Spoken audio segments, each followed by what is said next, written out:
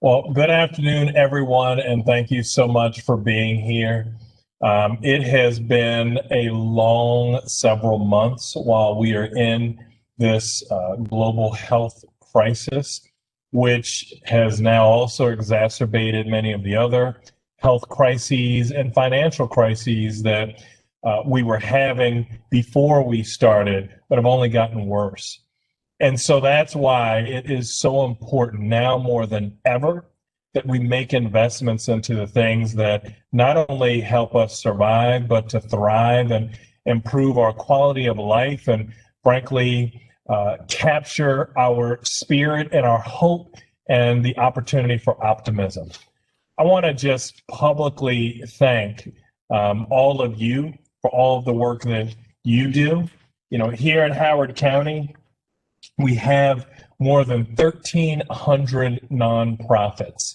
And when we announced $1 million for to help out, we anticipated we would get some interest, of course, but we knew that with the federal restrictions on CARES Act funding, how it would go out, when it could be spent, there might be some difficulty. Well, we had nearly 90 applications for about $8 million. And so I just want to publicly and personally thank Angela and the review team, Don Tinker, who helped organize and manage it. And then in these times of us being physically distant, but still being socially connected, Brandy Gans and her team, who has been phenomenal, not only ensuring that a third of our workforce was working remotely, but just making it so that county operations continued to operate. And then again, a personal thank you to each and every one of you for making it so that you could remind each and every one of our residents, our visitors, and our businesses what we're fighting for. What is this all about? Why are we continuing to mask up and stay distant and wash our hands and sometimes have restrictions? It's so that we can do the things that make life worth living. And with that, I'll turn it back over to Angela in a way that I'm just so appreciative for each and every one of you. Angela? All right, and this is now the fun part. This is the time where we get to celebrate you and turn it over to you to say a few words. Each of you has your big check in hand, so if you want to show it off and celebrate it, we're more than happy to see that even as you go and speak. This is wonderful. So we're going to go ahead and start with Downtown Columbia Arts and turn it over to Ian. Oh, wow. Well, thank you, Angela. Thank you, County Executive Ball. It's great to see your faces. Great to see you. I wish we could be doing this somewhere, but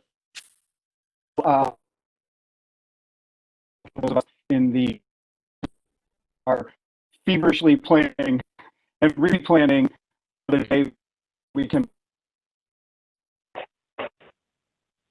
not.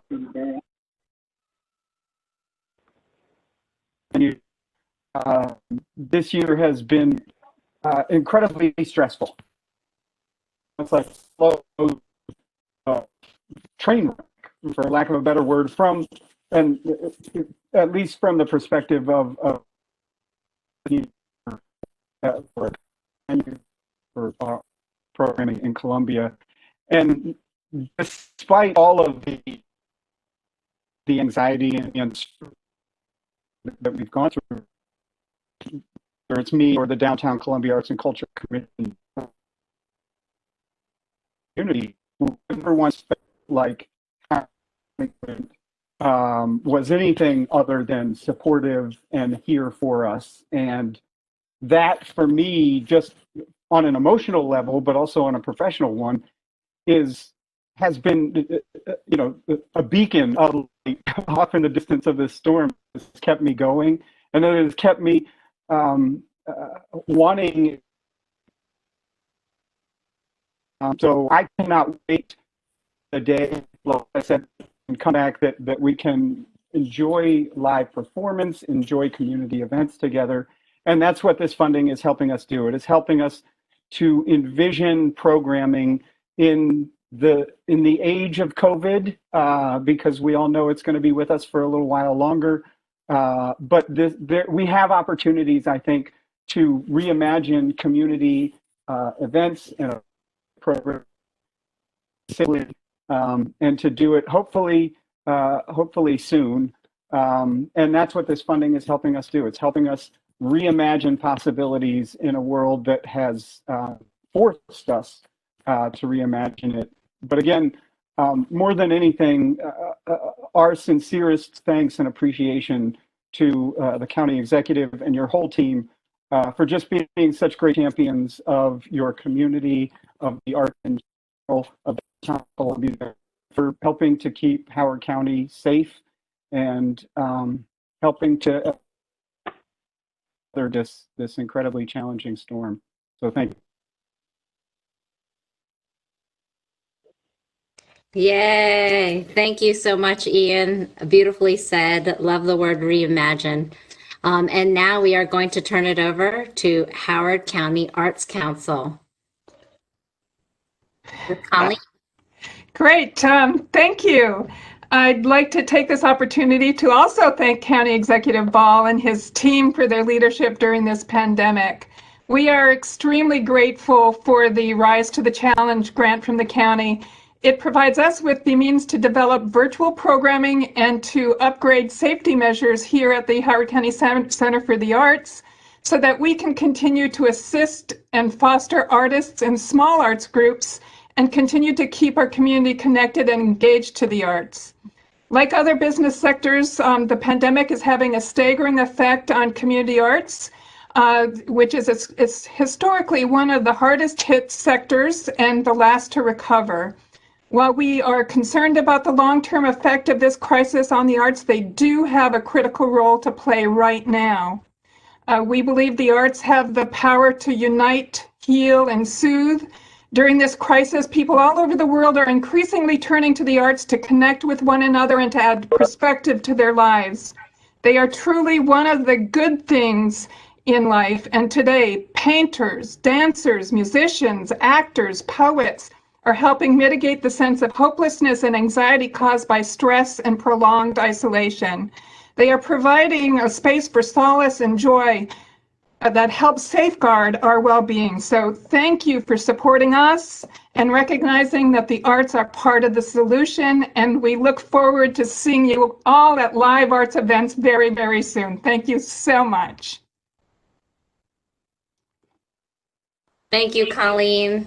Congratulations again. And now we turn it over to Candlelight Concert Society, and I believe Lay is going to provide some introductions.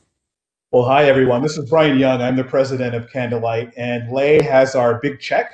So I'm very happy that she went down and got that today. Candlelight is celebrating our 48th season as Howard County's premier presenter of classical and contemporary chamber music. We present some of the world's best musicians at Howard County Community College, as well as educational programs for Howard County school students, free musical outreach events for seniors, disabled, underserved individuals all around the county. And so we work in close collaboration with arts and other organizations like the Howard County Arts Council, the public libraries, the Columbia Festival of the Arts, to ensure that Howard County has a healthy and diverse and thriving community.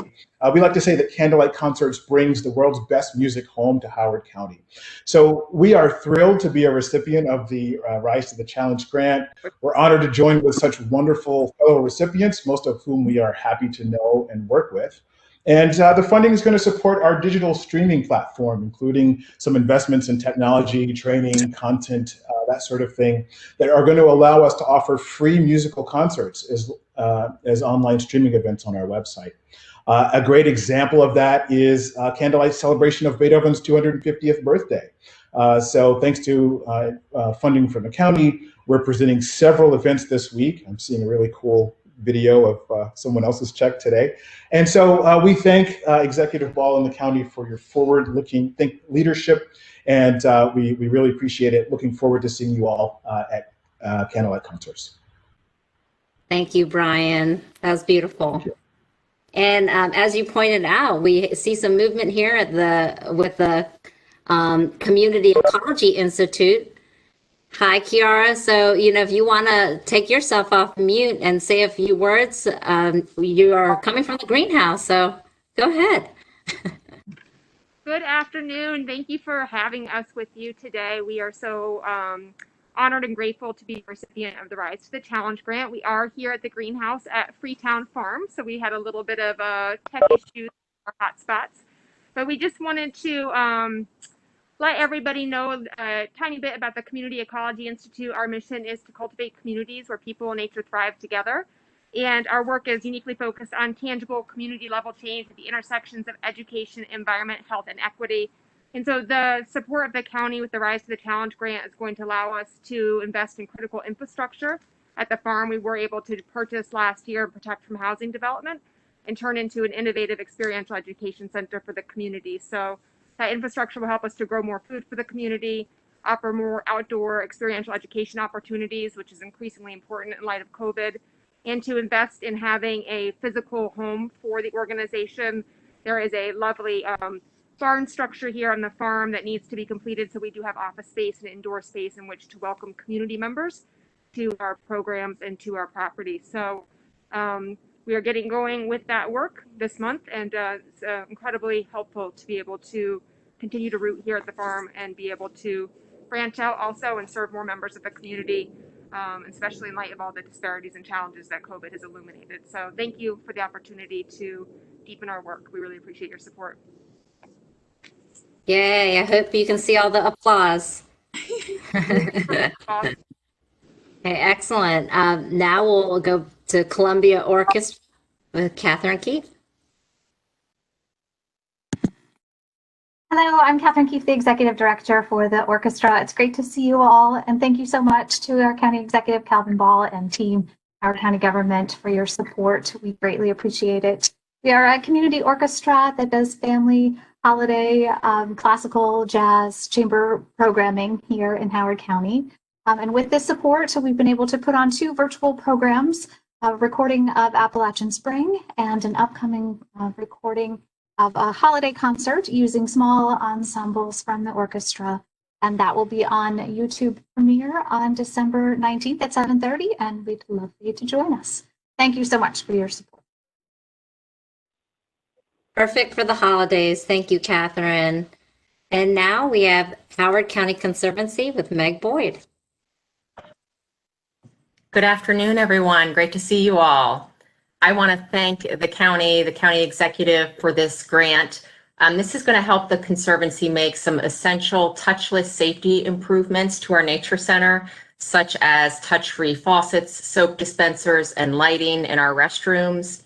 These improvements will help ensure safety for the childcare programs that we've been providing to the community since June of this year. We got up and running as soon as we could because we knew there was a huge need for children, for mental health, for hands-on learning, and for childcare for families in the community.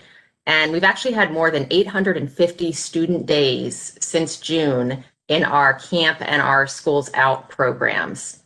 So this funding is also going to help us reopen our building. And as a lot of you, I'm sure, have seen, there has been a huge increase in visitors to trails and parks all around the county.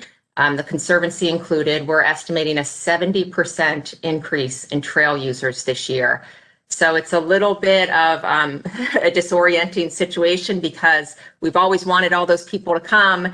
Now they are coming in droves and our building's closed. So we're working through how we're going to handle that. And this funding is huge for us because it's going to help us get that building reopened sooner so that we can serve all of these visitors that are coming out to the Conservancy. So I really want to thank again the county executive, everyone who was on the team that worked on this grant program for your generous support. Excellent. Congratulations, Meg. And then now we have Chris Pineda from Ellicott City Partnership. Good afternoon, everybody. My name is Chris Pineda. I'm the Executive Director for the Ellicott City Partnership. Dr. Ball, it's nice to see you again.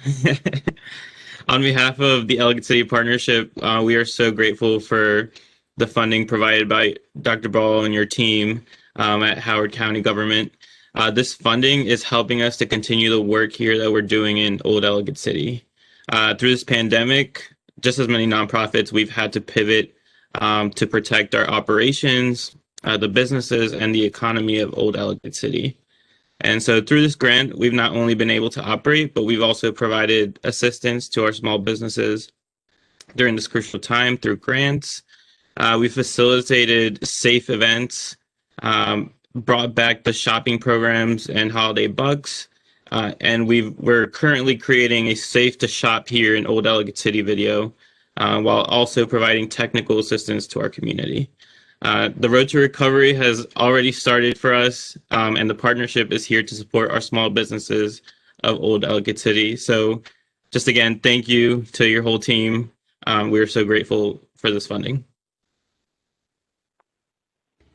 Yay. And so that really captures all 7 nonprofits who are celebrating today. We are very excited to hear all of the progress that's been made. And so we're going to turn it over to Dr. Calvin Ball for some closing remarks. County Executive? Thank you so much, Angela. Again, I just can't express how much I appreciate all that you all are doing. I know that the monies that we talked about today, frankly, aren't enough. I know that they won't necessarily get us to where we need to be. But the fact that you're doing what you can with what little we are able to pass through is just, again, a great testament to your resilience, to your creativity, and to your dedication and commitment. And again, I just have to give them another big thank you to Angela, Don, Brandy, and the entire evaluation team. Not only did they do a phenomenal job, but they did a phenomenal job very quickly.